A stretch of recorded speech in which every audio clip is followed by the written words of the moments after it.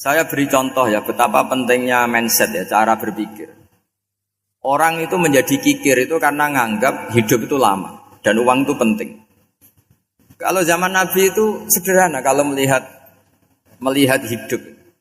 Pernah suatu saat Nabi itu punya jatah makan. Karena Nabi itu hidupnya juga pas-pasan. Jadi Nabi itu unik. Beliau di satu sisi kaya raya, bisa ngurmat Abu Hurairah, Ammar, Suhaib. Ashabu Sufa itu dirawat Nabi semua. Itu kan kaya, bisa ngerawat sekian orang. Tapi di sisi yang lain untuk pribadinya beliau miskin. Kadang nggak bisa makan hari itu. Tapi di saat yang sama bisa merawat Ahlus Sufa. Jadi keliru kalau orang hanya cerita Nabi itu miskin, untuk makan dirinya aja susah. Itu keliru. Kelirunya kalau tidak diteruskan, tapi Nabi mampu menghidupi Ahlus Sufa. Singkat cerita jatah makannya Nabi itu dikasihkan orang ketika Nabi tanya, ya Aisyah, makanan jatah saya di mana? Oh ya Rasulullah, tadi ada orang minta tak kasihkan, maka makanan itu habis. Apa kata Nabi? Kamu salah Aisyah. Yang kamu kasihkan itu justru yang masih. Ya yang kamu kasihkan itu justru yang masih. Sehingga Nabi menganggap, makanya Nabi terus ngendikan. Ya kalau mukhatabnya lelaki ya kira-kira begini. Wahal laka min malika illa ma akalta fa'afnaita wala bista fa'ablaita. Terus tanya wa tasaddaqta fa'abqaita, kata Nabi. Harta kamu ya kamu makan kemudian ke WC jadi kotoran, atau punya pakaian mewah nanti rusak. Wa tasaddaqta fa'abqaita. Ada yang kamu sedekahkan yaitu yang abadi sampai akhir. Sehingga banyak pengusaha yang mencintai saya setelah tak ajari hadis itu. Misalnya punya uang 1 miliar karena dia spekulan atau pedagang rawan bangkrut, disedekahkan ke masjid 50 juta, yaitu yang abadi. Jadi kalau suatu saat bangkrut, dia masih punya uang 50 juta di akhirat. Jadi Nabi itu mengajari sedekah itu apa? Ya sedekah itu pengabadian uang. Kalau kita kan enggak, bilang sedekah itu nguras uang. Itu pikirannya setan dan pikirannya orang Islam. Itu cara berpikir setan, bukan cara berpikir umat apa? Sehingga Sayyid Ali Zainal Abidin itu kalau ada orang minta, kemudian beliau ngasih, itu beliau bilang gini, marhaban biman hamala zadi ilal akhirah. Matur nuwun nggih jenengan sembeto sangu kula nate. Jadi dianggap teller saja.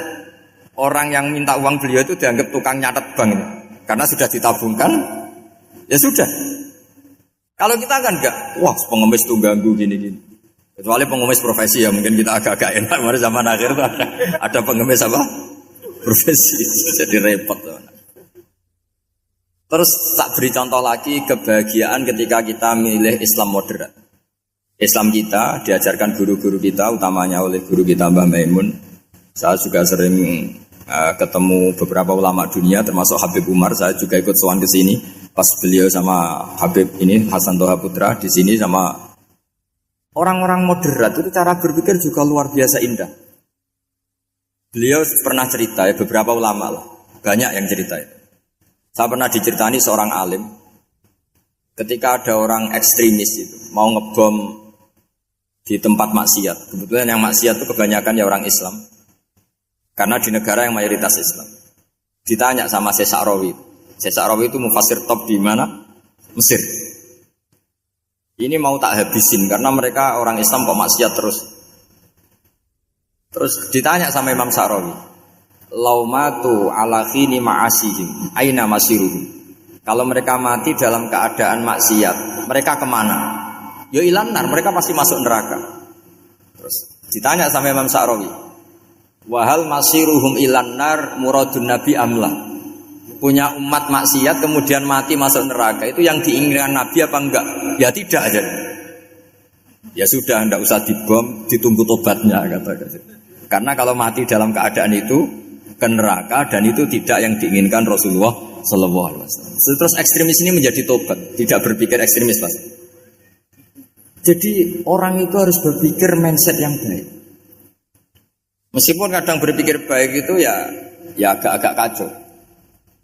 Ada seorang wali Majdzub itu kalau berdoa agak kacau, tapi nggak bisa dibantah. Masyhur itu doa itu. Ini sekaligus ijazah, tapi kalau sebelum wali nggak boleh. Itu datang ke makamnya Rasulullah SAW. Terus doanya itu begini, ya Allah sekarang terserah engkau. Ya Allah, sekarang terserah engkau. Jika saya kamu jadikan orang soleh, jika saya engkau jadikan orang soleh, maka surra habibuk, maka kekasihmu ini senang. Yang susah musuhmu yaitu setan. Tapi kalau engkau menjadikan saya orang fasik, maka yang susah kekasihmu, yang senang musuhmu. Jenengan punya dua pilihan itu. Wah, itu kan doa tapi kayak teror itu. Ya, jadi berdoa di Raudhah. Wah, itu pasti mandi itu karena agak-agak maksa Tuhan itu. Ya Allah, engkau punya dua pilihan. Jika saya jadi orang soleh, maka kekasihmu ini senang. Musuhmu yang susah yaitu setan. Tapi jika saya jadi orang fasik, maka musuhmu yang senang, kekasihmu yang susah. Mohon terserah jenengan, mau menyenangkan kekasihmu, apa menyenangkan musuhmu gitu. Kira-kira gimana? Kalau tertarik boleh doa itu dipraktekkan. Tapi kayaknya kalau copy paste itu gak keren, apa? Jadi dulu orang itu muamalah sama Allah dan Rasul itu rileks. Rileks itu nyaman karena ya tadi, qul bi fadlillah wa bi rahmati fa bidzalika falyafrah. Sehingga Imam Izzuddin bin Abdissalam itu ngendikan innalladzina yarmunal muhsanatil ghafilat. Di antara kebaikannya ibu-ibu atau mbak-mbak ini harus berstatus ghafilat. Perempuan-perempuan pelupa. Ghafilat itu pelupa. Pelupa dari kenikmatan maksiat sehingga mereka dengan taat. Misalnya ada ibu-ibu atau mbak-mbak atau juga bapak-bapak tahajud, kemudian nyaman dengan tahajud itu. Kira-kira terbersit enggak ingin maksiat? Enggak kan, karena sudah nyaman dengan tahajud, dengan taat. Maka dibutuhkan kenyamanan dalam beribadah. Sebab itu ala bidzikrillahi tatmainnul qulub. Makanya saya termasuk kiai yang setiap ngaji itu happy, seneng. Karena ini untuk kampanye, seneng dengan ngaji, dengan taat itu sudah luar biasa. Kayak apa kalau mereka senengnya kalau nunggu melakukan maksiat. Jadi termasuk bentuk perlawanan kita terhadap maksiat adalah usahakan kamu tuh sebahagia, senang dengan taat.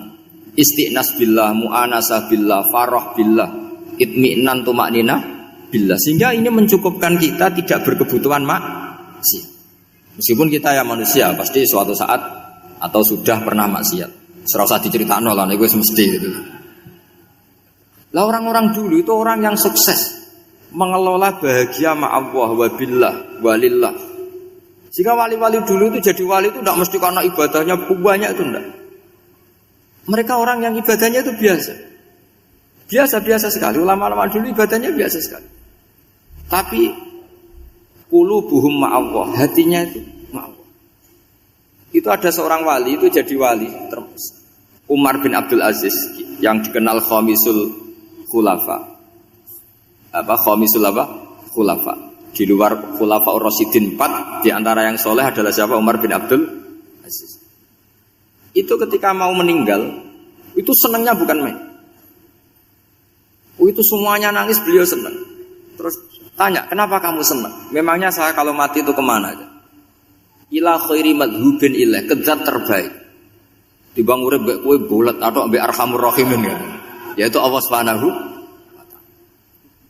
Jalaluddin Ar-Rumi ketika mau meninggal itu muridnya nangis semua, beliau marah. Kamu harusnya pesta karena saya mau ketemu kekasih saya, malah kamu tangisi, goblok sekali kamu katanya. Jadi orang-orang dulu itu luar biasa. Karena tadi mereka tidak ingin ketemu Allah itu dianggap problem. Harus sesuatu yang membahagiakan. Makanya wali-wali itu kalau berdoa begini. Wa khairu ayyami yauman alqa fi, dan jadikan hari terbaikku adalah hari ketika saya ketemu engkau ya Allah. Pernah dengar doa itu? Wa khairu ayyami yauman alqa fi, dan hari terbaikku adalah hari saat ketemu engkau. Aman kan enggak? Sampai mati ku wedi. Saya tidak tahu wedi dosa apa wedi Israel apa wedi malaikat siapa? Mungkar nakir. Sebenarnya tidak perlu seperti itu. Karena cara pandang Nabi itu ini bisa dipraktekkan. Kalau kamu orang baik, mati artinya apa? Ya baik. Karena husnul khotimah. Kalau kamu orang yang buruk, itu kata Nabi, anggap saja mati itu akhir dari keburukan kamu. Nak kowe urip terus malah maksiat terus. Maka Nabi itu kalau ngajari kita berdoa gini, Allahumma ij'alil hayata ziyadatan li fi kulli khairin wal mauta rohatan li min kulli syarri. Ya Allah, kalau saya hidup ya anggap saja ziyadah fi kulli khairin, berpotensi nambahi kebaikan. Kalau saya mati anggap saja ini akhir dari segala keburukan. Makanya saya berkali-kali guyon. Makanya tradisi ulama-ulama NU, ulama-ulama pesantren, ya ada hanya NU, pokoknya ulama-ulama alim. Itu kalau ada orang mati, orang nakal gitu mati, ini saya gitu. Itu hadirin mesti gak terima. Wah, api enang itu wong wakal. Tapi dipaksa sama kiainya, saya gitu. Lama-lama dipaksa. Saya gitu. Padahal ning atine kiai wis ra iso maksiat meneh wis saya gitu. Karena dengan mati berarti saya sudah tidak bisa maksiat lagi. Jadi Nabi melihat hidup dan mati itu segampang itu. Kalau al-hayata ziyadatan li fi kulli khairin wal mauta rohatan li min kulli syarr. Coba kita ke depan itu kan ada potensi zina, potensi korupsi, potensi maksiat. Yang bisa menghentikan potensi itu apa coba? Mati ya, udah pinter ya. Sudah maju berarti. Berani mati. Berani. Tapi jangan di sini ngel-ngelo panitia nanti. Artinya yang selama ini kita risau dengan kematian, dengan apa? Nabi ngajari kita tadi. Allahumma ij'alil hayata ziyadatan li fi kulli khairin wal mauta rohatan li min kulli syarr. Ya Allah, jadikan hidup ini sebagai bekal menambah kebaikan, dan suatu saat kalau saya mati, semoga itu akhir dari segala keburukan. Jadi artinya Nabi itu ngajari kita itu positif terus. Sama seperti ulamanya tadi. Nak lagi rukun mbek tonggo ya sanggep ae kanca kaapian. Nak nenengan ben ra utang ngoten. Dadi pokoke penak terus itu. Nak bojo lagi ngamuk alhamdulillah gak ngajak blonjo. Nak pas rukun ya alhamdulillah kok lagi rukun. Jadi gampang semua. Makanya ada seorang alim itu ngendikan begini, ada yang tanya. Saya tuh dulu ketika kaya, teman saya sering main ke saya. Setelah saya miskin gak ada teman-teman yang ke saya. Dikira si Habib ini kebetulan orangnya Habib itu mendukung keluhan dia, ternyata enggak. Si orang alim itu bilang gini, malah bagus toh gitu. Kowe wis melarat buruhe wong. Ya sudah kamu miskin buruhnya orang lain. Misalnya tukang manol di pasar atau tukang becak. Kemudian teman-teman kamu datang, malah kamu malu tuh jadi tontonan. Bagus kalau mereka lupa, pas kamu miskin enggak ada yang lihat katanya. Jadi apa ya, dianggap enteng saja gitu. Akhirnya orang ini nggak jadi ngeluh. Selama ini kan kita ngeluh ya, ketika miskin teman-teman nggak datang. Coba kalau mereka datang pas kamu buruh bikin foto di orang lain, mantan bos buruh, malu nggak? Milih datang kepada? Nggak lah, sudah bener itu. Jadi ulama dulu itu makanya sering baca biar tahu solusi hidup. Jadi ulama dulu itu gampang sekali melihat kehidupan itu, gampang sekali, indah, gampang. Sekarang tuh enggak. Orang itu cara berpikir nuruti nafsu, itu yang bahaya. Makanya Quran kritik ara'aita man ittakhadha ilahahu hawa. Orang yang cara berpikir itu nuruti hawa nafsu. Kalau zaman Nabi, zaman sahabat, zaman ulama itu enggak seperti itu. Sehingga cara berpikir itu mudah. Makanya kata Nabi, absyiru ya ma'sarul muslimin, kata. Kamu harus senang ya ma'sarul muslimin. Allah sekarang buka pintu langit yang sebelumnya enggak pernah dibuka. Dan Allah yubahi bikum malaikatah, dan Allah membanggakan kamu kepada para malaikat. Kenapa? Umatnya Muhammad, umatnya Rasulullah Muhammad SAW, itu kalau sampean kepengin mati setiap saat itu baik, itu resepnya gampang kata Nabi. Addu faridotan wantadzoru ukhra. Jadi Allah memberitahu, ya Muhammad, umatmu ini luar biasa. Jadi misalnya tadi kita sholat subuh, ditanya, Bahak kamu sekarang ngapain? Nunggu sholat duhur ya. Setelah sholat duhur ditanya lagi nunggu apa asar. Sehingga faman kanat hijratuhu ila Allah wa rasulih fa hijratuhu ila Allah. Jadi kalau ya sudah ini tak ijazahkan, kalau setelah sholat subuh nunggu apa? Duhur. Setelah duhur nunggu. Sehingga ketika kita mati itu statusnya penunggu sholat. Tapi kamu kan enggak miskin, kenapa? Penunggu kaya. Ya itu enggak masuk surga ya. Penunggu kemapanan. Berarti kan menunggu sesuatu yang seleranya nafsu. Beda kalau penunggu sholat. Berarti kamu di dunia menunggu ritual ibadah. Maka di antara ijazahnya Nabi apa? Addu faridotan wantazuru ukhra. Melakukan satu fardu, kemudian kita menunggu tugas berikutnya. Jadi niati saja setelah subuh nunggu apa? Duhur. Setelah duhur, meskipun kita di perapatan, apa? Nunggu asar. Tapi ya asar betul, jangan nunggu tok pas asar. Jadi sebetulnya umat ini gampang sekali.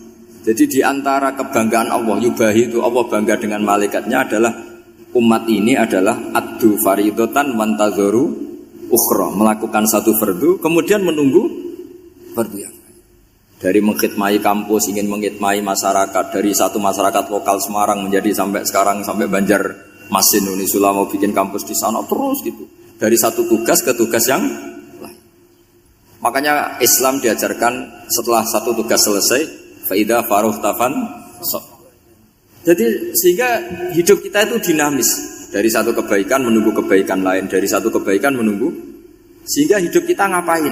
Nunggu satu kebaikan. Ini sudah masuk faman kanat hijratuhu ilallahi wa rasulih fa hijratuhu ilallahi wa rasulih. Sehingga bayangkan kalau kita direkam Allah, Gusti kula ampun mati nak dereng sugih. Wis melarat puluhan tahun, sakit, nunggu sesuatu sing sifatnya nafsu, kepengin sugih. Sugih tok jak cukup. Tahu buruan wong sing tahu ngenyek ndekne lho, itu kan urung-urung wis dendam. Saya belum mau mati sebelum kaya dan buruhkan orang yang pernah melecehkan saya. Wis ngono akhirnya mati urung sugih. Berarti wis fakir matine hasud. Wah itu ngenes dunia akhirat kan kira-kira seperti itu.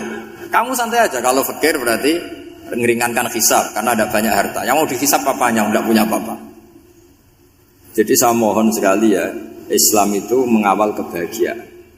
Sebab itu sampai bahagia itu menjadi perintah Islam, kul bi fadlillah wa bi rahmati fa bidzalika falyafrahu. Karena dengan bahagia bi taat diharapkan orang Islam itu tidak bahagia atau cari kesenangan lewat jalur apa maksiat. Sehingga ciri utama wali apa? Ala inna auliya Allahi la khaufun alaihim wa lahum yahzanun. Sehingga ulama dulu itu rileks-rileksnya, termasuk yang saya ceritakan tadi, Imam Ahmad, Imam Syafi'i, itu melihat apa saja rileks. Ya tadi kalau disenangi orang ya barokah, punya kawan kebaikan. Nak dineng ya barokah dineng di gedingi tonggo rada utang, ngeranjuk tulung itu. Jadi rileks saja. Masyhur itu Imam Syafi'i ngendikan waman asaa ilaika faqat atlaqaka. Orang yang berbuat buruk sama kamu hakikatnya adalah membebaskan kamu. Atlaqo itu apa? Membebaskan. Enak gak jadi hidup gitu? Kalau kamu kan enggak, kok gedeng aku salahku apa? Malah kamu ujub dong, orang kok gak tahu salahnya. Kamu jadi suami, istrinya ngomel, kurang apa saya sebagai suami? Ya kurang banyak, enggak ganteng, enggak kaya, enggak ini. Malah kalau diterangkan malah parah toh. Ya sudah rileks saja, kalau dia ngomel ya tadi alhamdulillah dapat pahala tanpa apa? Biaya. Terus ngomel kan butuh energi, paling yang tidak kuat 3 jam. Nanti juga berhenti apa? Sendiri. Terus ambil nilai positifnya, misalnya ngomel sama suaminya, bagus lah. Kalau ngomel sama tetangga malah kayak apa gitu aja udah. Jadi ulama dulu itu gampang sekali melihat hidup. Rasulullah ya gitu, melihat hidup tuh gampang saja. Ketika tanya, ya Aisyah apa ada sarapan? Tidak ada ya Rasulullah, ya sudah saya tak puasa. Jadi enteng saja. Kadang-kadang beliau ingin puasa, ya puasa sunat, ada sarapan nggak jadi puasa. Rileks. Nabi itu rileks. Kalau ngajari kebaikan juga rileks. Nah sekarang itu banyak orang yang karena mungkin kurang baca, Islam itu kayak menjadi aturan yang bengis, yang repot, yang mengekang. Itu tidak seperti itu. Yuridu wa bikumul yusra wala yuridu bikumul usra. Allah menghendaki agama ini mudah. Sehingga ada sahabat di Mami Mu'ad itu baca Baqarah. Sahabat ini pekerja petani, mufarokoh ditinggal. Ketika Mu'ad lapor, ya Rasulullah ini ada orang munafik, tengah-tengah sholat mufarokoh saya ditinggal. Yang disalahin itu tidak yang ninggal tapi Mu'ad. Afattanun anta ya Mu'ad, kami itu tukang fitnah. Masa ngimami petani pakai surat Baqarah? Jadi yang disalahkan ini imamnya. Kalau kamu jadi imam, sholatnya ya yang cepat. Makanya terus banyak orang kecepatan karena tadi. Jadi Nabi itu enteng sekali. Jadi apa ya? Nabi itu beda dengan yang kita bayangkan beda. Nabi pernah ngaji di masjid, kemudian ada tetangga lewat pakai cangkul ke kebun. Semua sahabat gerutu. Ini orang tidak benar. Ada Nabi ngaji ditinggal saja ke kebun, tidak ikut ngaji. Jawabannya Nabi tidak. Itu bagus, itu ikut sunnah saya. Kenapa ya Rasulullah? Dia kerjanya nyari halal. Dan untuk menghidupi keluarganya itu juga ajaran saya. Sehingga yang ngaji ya ajarannya Nabi, yang enggak ngaji karena kerja mencukupi keluarga juga ajarannya Nabi. Segampang itu. Kalau kayaknya kamu kan, wes gak roh akhlak kan gitu. Nabi rileks saja Nabi. Sampai bisa lihat itu di Ihya di bab Fadhailul Kasbi. Makanya ini penting sekali supaya orang itu berpikir Islam atau mendakwahkan Islam itu berdasar sanad ya yang muttasil yang pernah dilakukan Rasulullah sallallahu alaihi wasallam. Semoga barokah. Assalamualaikum warahmatullahi wabarakatuh. Waalaikumsalam warahmatullahi wabarakatuh. Halo. Terima kasih kami sampaikan atas pencerahan yang disampaikan oleh Gus Baha. Alhamdulillah ini masih ada waktu yang sangat panjang sehingga kita akan buka sesi tanya jawab.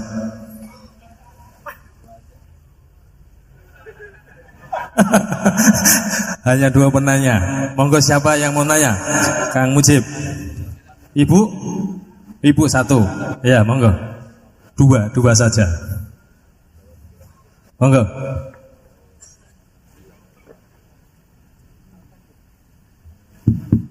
Assalamualaikum warahmatullahi wabarakatuh. Allahumma arinal haqqa haqqa warzuqna tiba'ah wa arinal batila batila warzuqna tinabah. Gus, di era sekarang ini terlalu banyak kiai. Jadi saking banyaknya kita yang awam ini bingung mana kiai yang benar, yang betul-betul benar menurut Allah. Mana yang seperti nampaknya benar tapi ternyata itu tidak seperti yang diinginkan Allah. Jadi cara pandang panjenengan ini bagi saya sudah luar biasa mencerahkan sekali.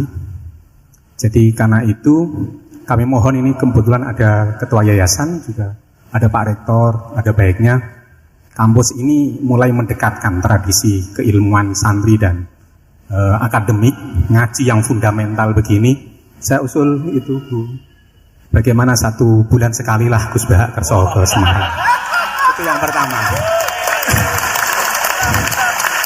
Yang kedua, saya juga termasuk orang yang gelisah dengan realitas sekarang. Saya juga mau ngajukan permohonan kepada Gus Baha. Permohonan yang paling ini, mbok jenengan nulis 1 buku, saya Muslim, saya happy gitu loh. Ini kayaknya pas banget ini. Jadi ben ora ketok kok serius banget beragama, saiki iki abot banget gitu. Itu yang ketiga, ini penting sekali bagi kita orang-orang tua. Zaman saiki golek anak iso ngalim kok Gus Baha angel. Jadi saya ingin tolong Gus Baha ceritakan sejujur-jujurnya bagaimana orang tua jenengan didik sejak kecil sampai iso koyo sampean sakniki. Cekap saya kira. Assalamualaikum warahmatullahi wabarakatuh.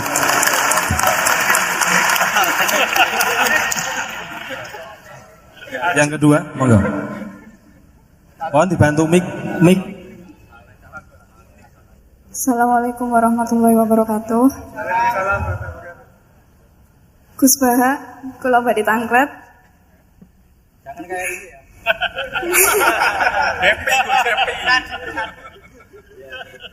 Untuk perempuan, hakikatnya menutup aurat niku pripun? Soalnya kula gadah teman niku rata-rata santri tapi kok mboten menutup aurat secara sempurna. Nah, kula pengen ngertos ilmune niku sing jelas pripun. Sampun.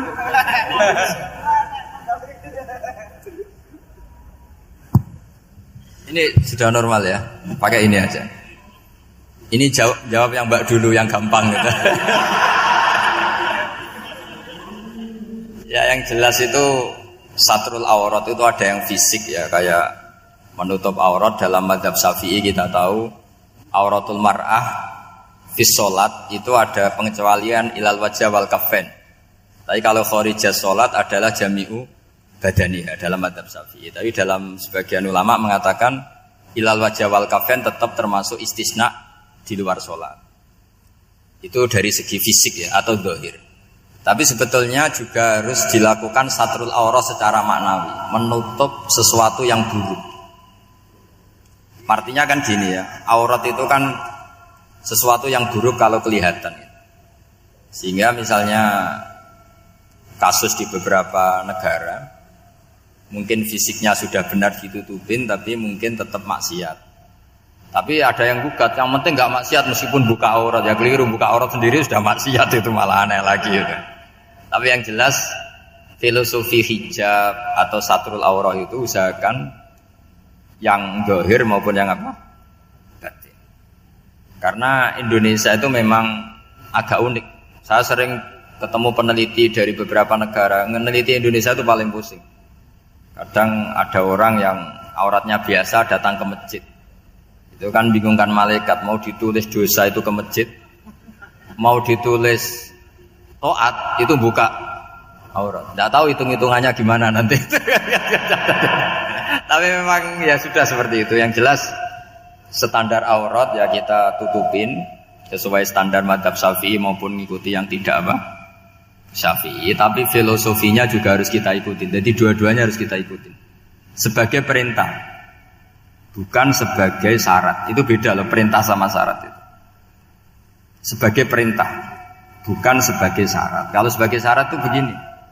Syaratnya orang Islam itu harus nutupi aurat begini-begini. Nanti kalau yang enggak gitu dianggap tidak Islam, itu menjadi ekstrim.